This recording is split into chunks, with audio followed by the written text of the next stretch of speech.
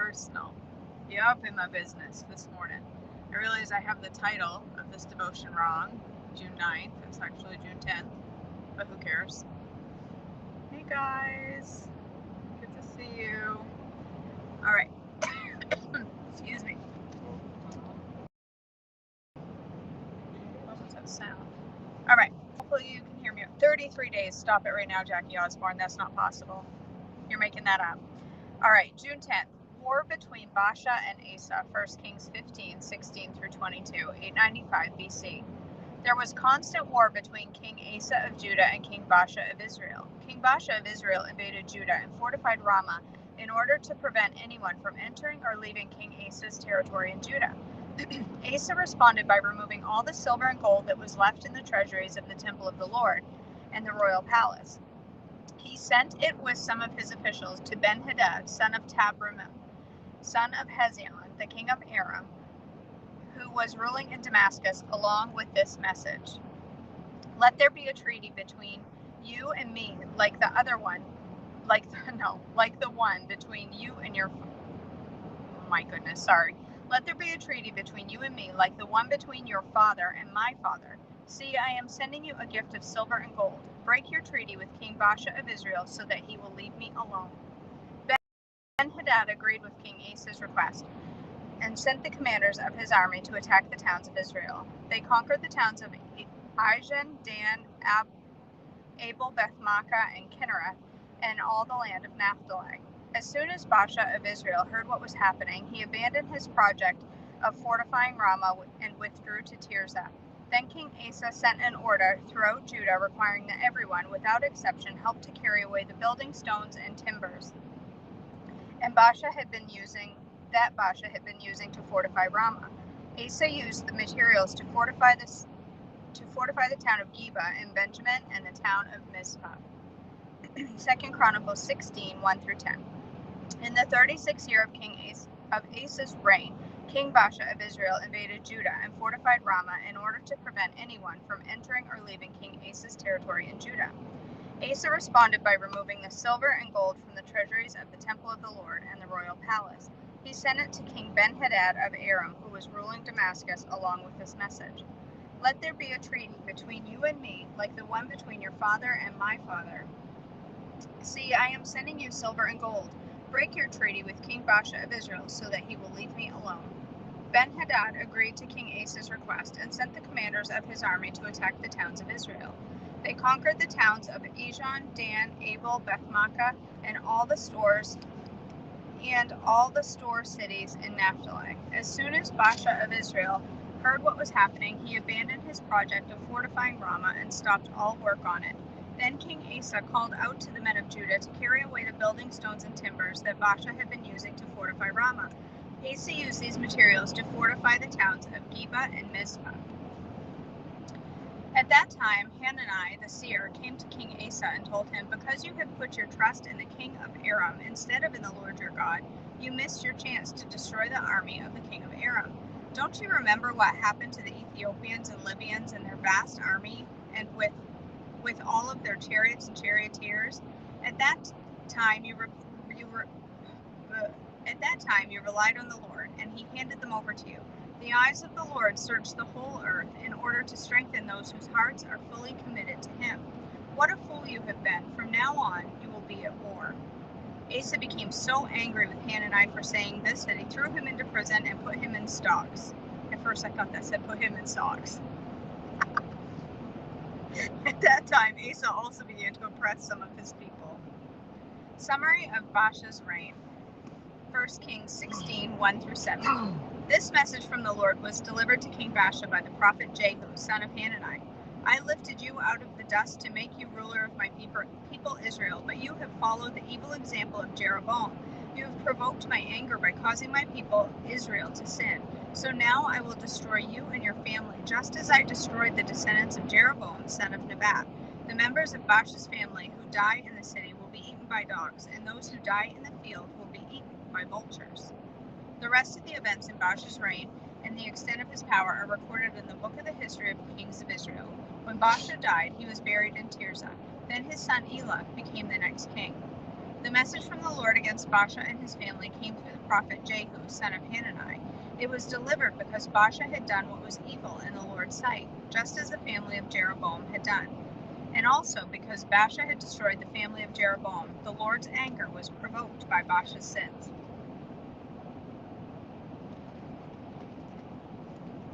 Elah rules in Israel, 1 Kings 16, 8 through 14, 886 BC. Elah, son of Baasha, began to rule over Israel in the 26th year of King Asa's reign in Judah. He reigned in the city of Tirzah for 2 years. Then Zimri, who commanded half the royal chariots, made plans to kill him. One day, in Tirzah, Elah was getting drunk at the home of Arza, the supervisor of the palace. Zimri walked in and struck him down and killed him. This happened in the 27th year of King Asa's reign in Judah. Then Zimri became the next king. Zimri immediately killed the entire royal family of Baasha. These people are brutal, leaving him not even a single male child. He even destroyed distant relatives and friends. So Zimri destroyed the dynasty of Baasha as the Lord had promised through the prophet Jehu. This happened because of all of his sins, Baasha and his son Elah had committed. Because of the sins they led Israel to commit. They provoked the anger of the Lord, the God of Israel, with their worthless idols. That is one thing I never want to do. Every time I read that, it actually scares me. They provoked the anger of the Lord. I don't want to go there. The rest of the events in Elah's reign and everything he did are recorded in the book of the history of the kings of Israel.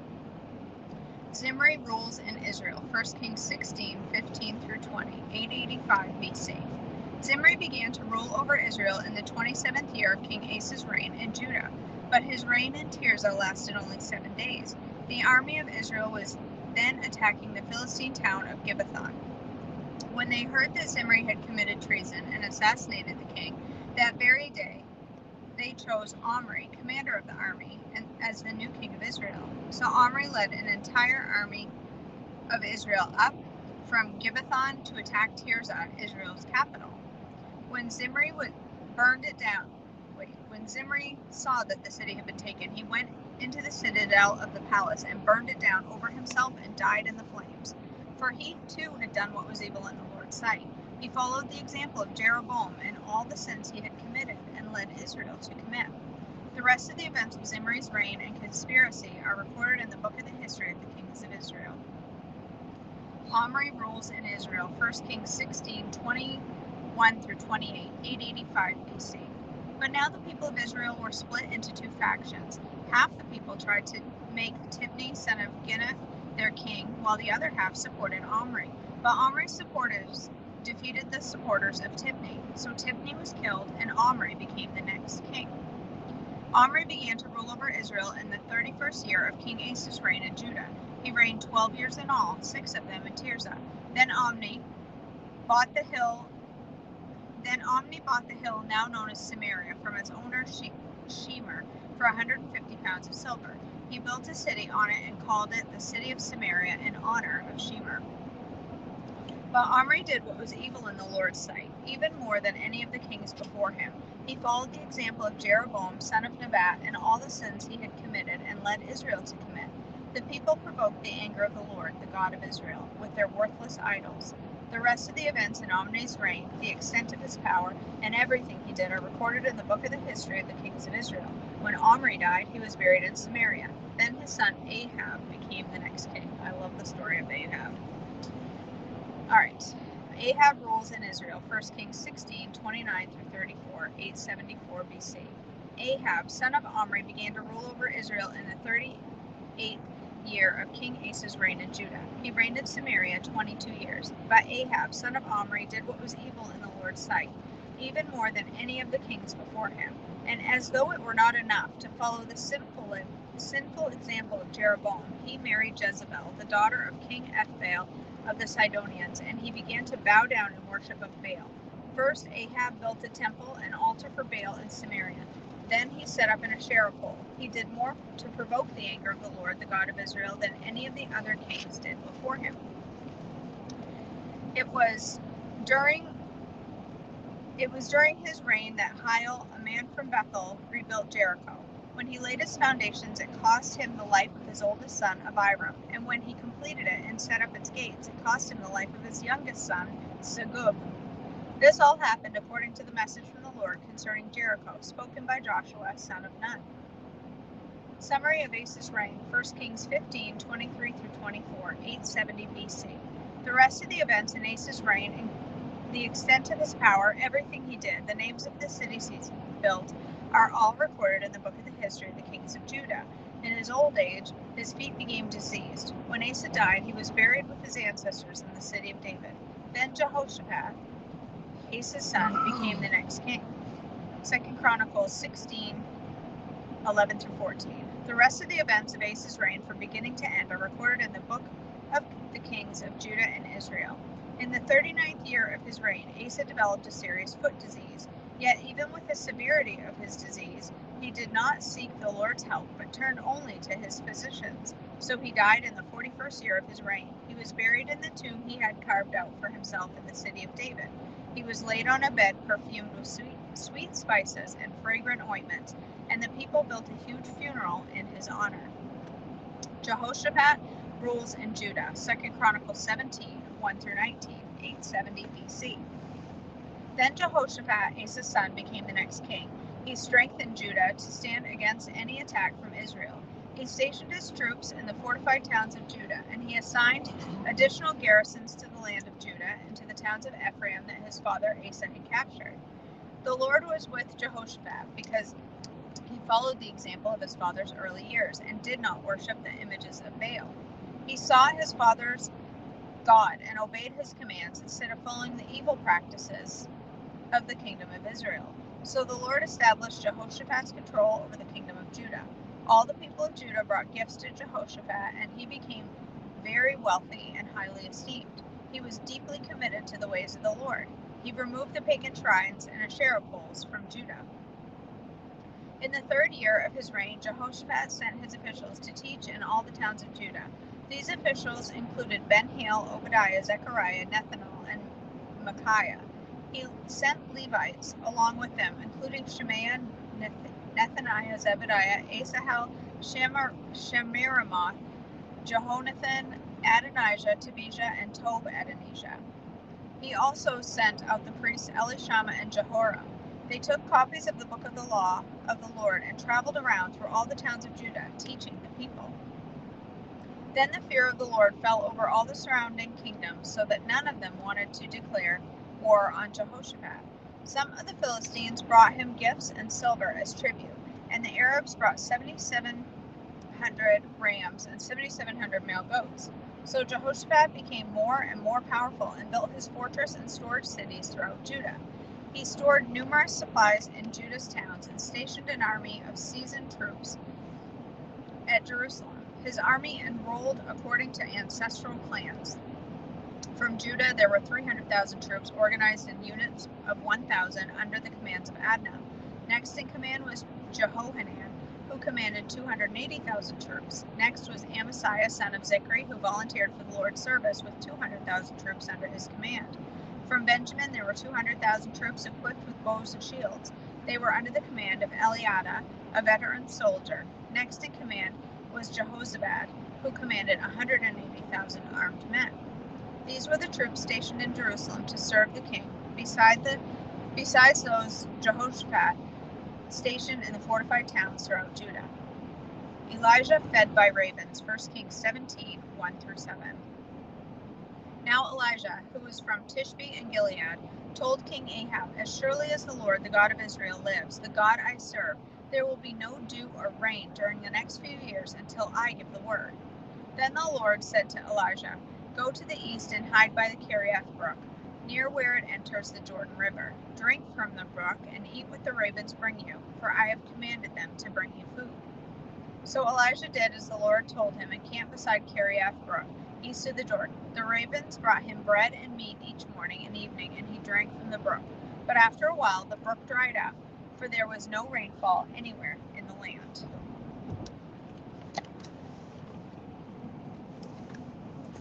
All right, let's do,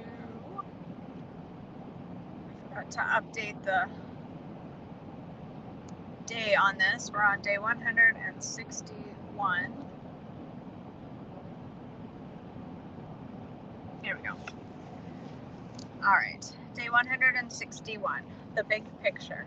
2 Corinthians 4:17 says, "Our light and monetary troubles are achieving for us an eternal glory that far outweighs them all." Whatever challenge you're facing in life, it probably doesn't seem very light and momentary to you. Minimizing those troubles or adopting an "it could be worse" attitude likely won't help long term. The only way to put things in perspective is to reflect on how unthinkably big and great your God is.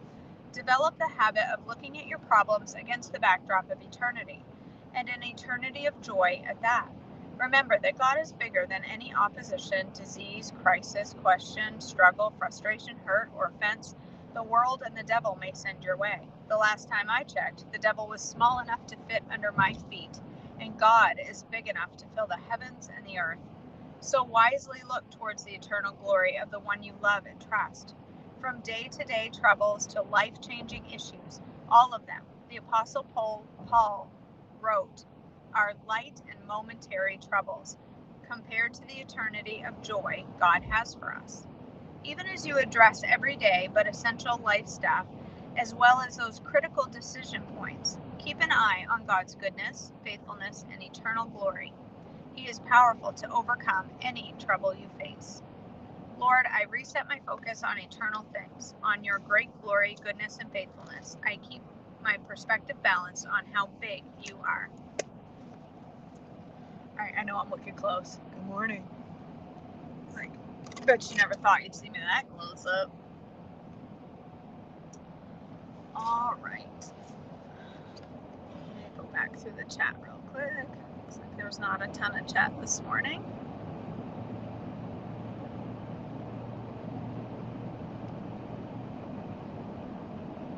All right. Okay. I've got my prayer request book right here. Let's go ahead and end our devotions together in prayer.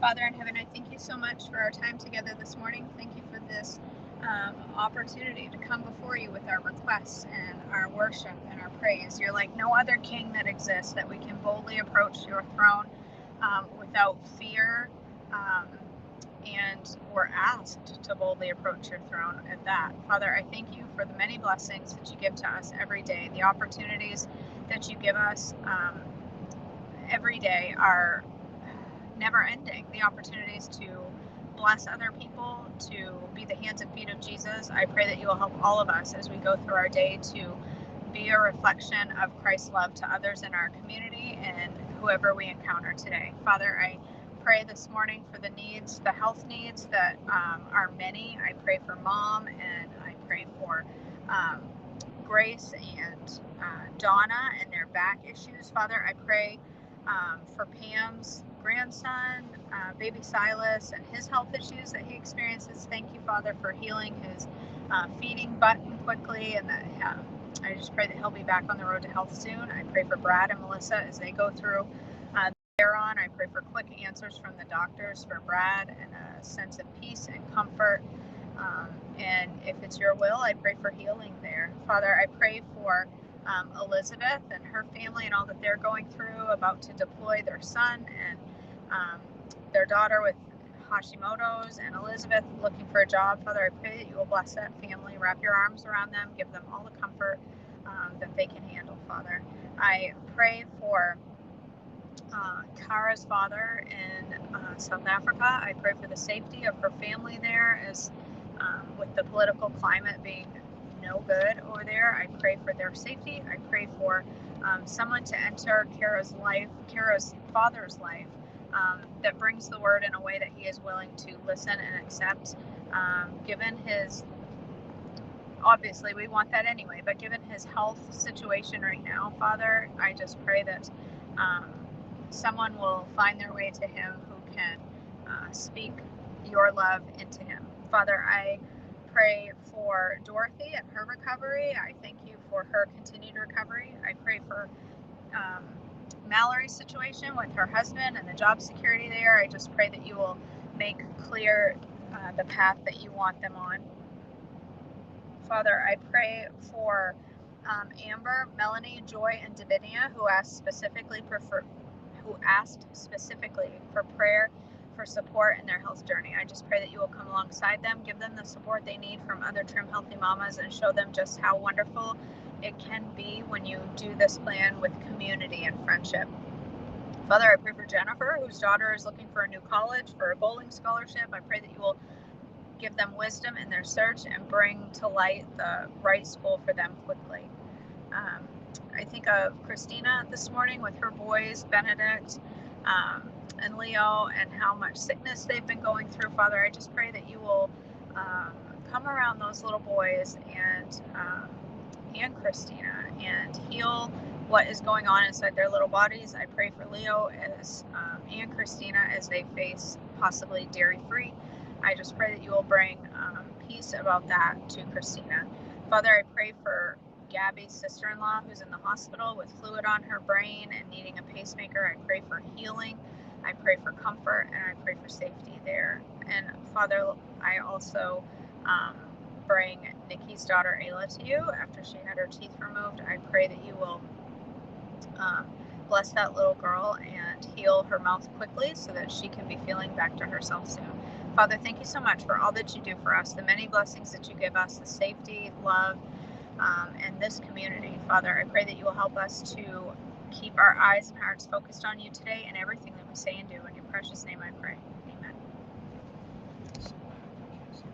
Oh, sorry. All right, my friends. Thanks for joining me this morning. I love you all. I hope you have a blessed Saturday. Whoa, look at that Corvette in front of us. I can't flip the camera, or I would to show you that pretty Corvette. Anyway, I hope you all have a great day. I love you so much, and I'll talk to you soon.